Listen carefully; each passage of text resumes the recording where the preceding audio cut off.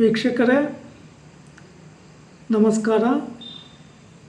ನಾನು ನಿಮ್ಮ ನಾಗರಾಜ್ ಚೋಳೂರ್, ಪ್ರಖ್ಯಾತ ಜ್ಯೋತಿಷಿ, ವಾಸ್ತು ಹಾಗೂ ಸಂಖ್ಯಾಶಾಸ್ತ್ರಜ್ಞರು ಮಾತನಾಡ್ತಾ ಇರ್ತಕ್ಕಂಥದ್ದು.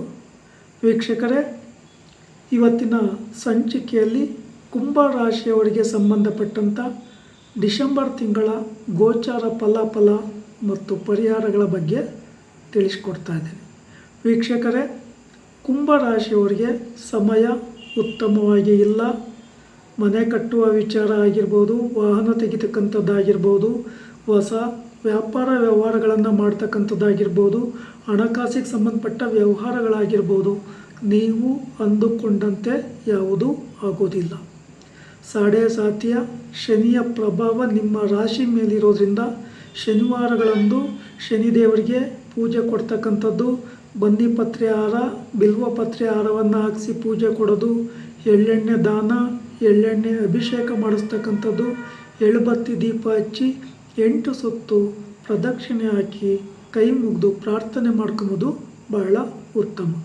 ಶನಿವಾರಗಳಂದು ಕಪ್ಪು ಮತ್ತು ನೀಲಿ ಬಣ್ಣದ ವಸ್ತ್ರಗಳ ಧಾರಣೆ ಉತ್ತಮ ಅಲ್ಲ.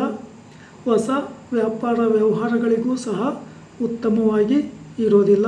ಸಾಯಂಕಾಲ ಪ್ರಯಾಣ ಮಾಡಬೇಕಾದ್ರೆ ಹೆಚ್ಚಿನ ಜಾಗೃತೆಯನ್ನು ವಹಿಸ್ತಕ್ಕಂಥದ್ದು ಉತ್ತಮ.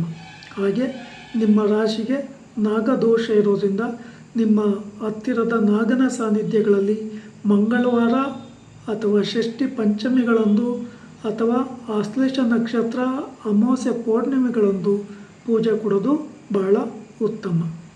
ವಿಶೇಷವಾಗಿ ಶ್ರೀ ಕ್ಷೇತ್ರ ಕುಕ್ಕೆ ಸುಬ್ರಹ್ಮಣ್ಯಕ್ಕೆ ಹೋಗಿ ಆಶ್ಲೇಷ ಬಲಿ, ನಾಗಪ್ರತಿಷ್ಠೆ, ಸರ್ಪ ಸಂಸ್ಕಾರವನ್ನು ಮಾಡಿಸ್ಲಿಕ್ಕೆ ಅವಶ್ಯಕತೆ ಇರೋರು ಅಲ್ಲೂ ಸಹ ಪೂಜೆ ಕೊಡ್ಬೋದು. ಇಲ್ಲ ಮಂಗಳವಾರಗಳಂದು ಸುಬ್ರಹ್ಮಣ್ಯ ದೇವರಿಗೆ ಪೂಜೆ ಕೊಡೋದ್ರಿಂದಲೂ ಇದರ ನೆಗೆಟಿವ್ ಕಡಿಮೆ ಆಗುತ್ತೆ.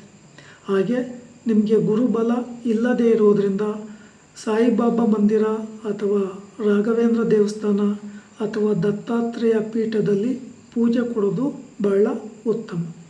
ಹೊಸ ವಿವಾಹಾದಿ ಶುಭ ಕಾರ್ಯಗಳಿಗಾಗಲಿ, ಹೊಸ ವ್ಯಾಪಾರ ವ್ಯವಹಾರಗಳಿಗಾಗಲಿ, ಹಾಗೆ ಹಣಕಾಸಿನ ವಿಚಾರಗಳಾಗಲಿ ಯಾವುದೂ ನೀವು ಅಂದ್ಕೊಂಡ ರೀತಿಯಲ್ಲಿ ಆಗೋದಿಲ್ಲ.